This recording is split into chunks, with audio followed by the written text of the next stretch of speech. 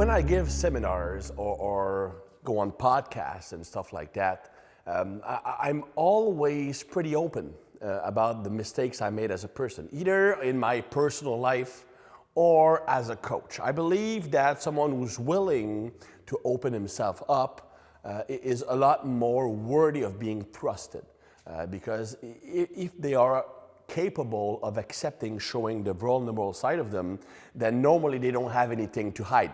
That's the first thing. But also when you share your mistakes, you make it, well, you show that even those who ended up pretty well can make mistakes and still recover and learn from them. So by showing you the mistakes I made, first I might help you avoid these same mistakes, but also, if you make those mistakes, it's going to show you that, well, you're not a lost cause anyway, because I made tons of mistakes, both as a human being and as a coach, and I still turned up pretty decent. Now, the first one I want to mention is pretty simple. It's using the wrong coaching style depending on the client. What I mean by that, I'm not talking about program design. I'm talking about how you interact with your clients. And that's something that is very rarely talked about, either in articles or seminars or videos, because it's not sexy. What's sexy is talking about the best training methods. It's about talking about the coolest exercise you've tried. It's about writing about programming. That's what people want to learn. But really, the most important thing for a client to get results is that personal relationship that a coach has with the client. First of all, it will increase client retention because if you have a positive relationship, if the client enjoys being trained by you, then he is much more likely to stick with you in the future. But also, if he trusts you 100%, if you use the right coaching approach to motivate the person to train hard, then he's going to get better results. So that is something that is very, very underestimated, but also important. I'm going to give you an example of one mistake I made and not respecting how to interact with a client.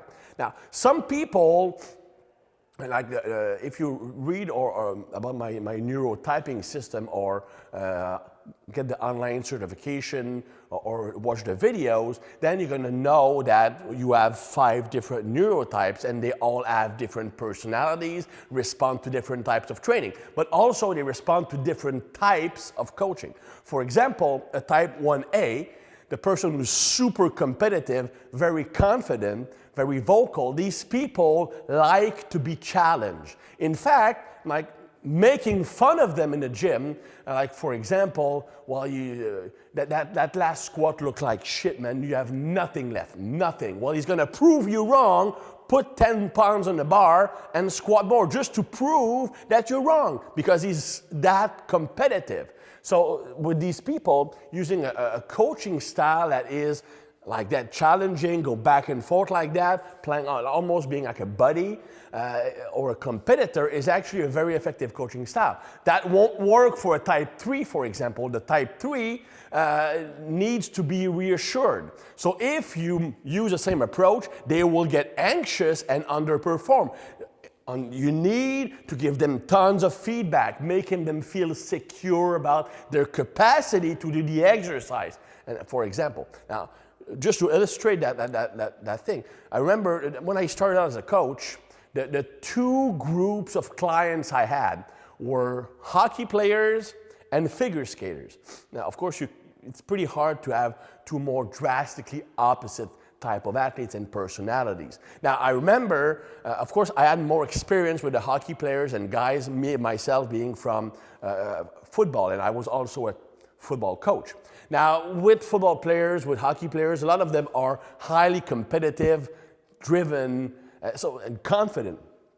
So with my hockey players, I did have the tendency to be more like a buddy kind of coach, like challenging them, pulling their chain, making fun of them, and they would always respond by training harder to prove me wrong. So one time I remember, one of the figure skater I was training, she was skating for the national championship. The year prior to that, she was national junior champion. That was her first year as a senior, and she was favorite to make a podium. And I remember because I was at my buddy's house. We were like, imagine like 4 guys getting drunk, playing 80s music and playing guess the song game. So for example, we would put that song on and the first one who guessed the song won, and the other had to drink a sip of beer or a shot or whatnot, right? So we're there, and then the figure skating goes on. So I get out, and I'm just in the living room watching figure skating, which was odd right off the bat, right? A guy during a guy's night watching figure skating. Anyway, so the girl I was coaching, that's her turn, right? And she had the worst performance of her life. She fell like 4 times on skills she mastered easily.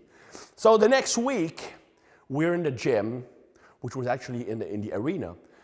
And it was not a gym, it was just a room with some barbells and stuff. So, and I said, okay, today we're gonna work on core strength because some people here fall a little bit too often, which would have gone fine with my hockey players, but that girl, she burst out crying. She did not speak to me for 3 months, and it took 6 months to rebuild a somewhat workable coach-athlete relationship. That's why it's so important to understand your client and know how to interact with them. And some people need lots of feedback. Some people, if you give them lots of feedback or guidelines, they just lose interest. My wife, for example, she's a type 1B, as we call it. Type 1B are the best natural athletes, good motor coordination, great motor learner, very competitive, likes when things go fast. So if I coach her on the Olympic lifts, she gets worse because her mind wanders and she wants to do something else. If she just do it, maybe I give her one coaching cue and just do it, then she lifts great. Some people will need to understand, okay, your toes have to be at that angle. The barbell has to be this close to your chin. All the little details to feel confident enough. The more anxious you are, the more guidelines you need to feel reassured about the movement. The more insecure you are, the more self-conscious you are, the more positive feedback you need. The more competitive you are, the more positive feedback will frustrate you. You need to be challenged, not cuddled. So how you interact with an athlete is as important as the training program. If you want to learn more, you can always do the online certification about neurotyping or watch some of the neurotyping videos on tibarmy.com.